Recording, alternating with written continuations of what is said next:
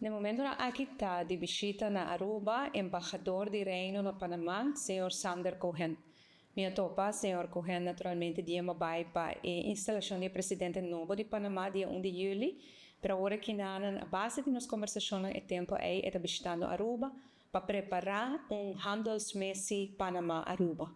Tem uma oportunidade para nós, comerciantes arubianos na Panamá, e tem uma oportunidade para os comerciantes panameños, especialmente holandeses na Panamá, aqui na Aruba.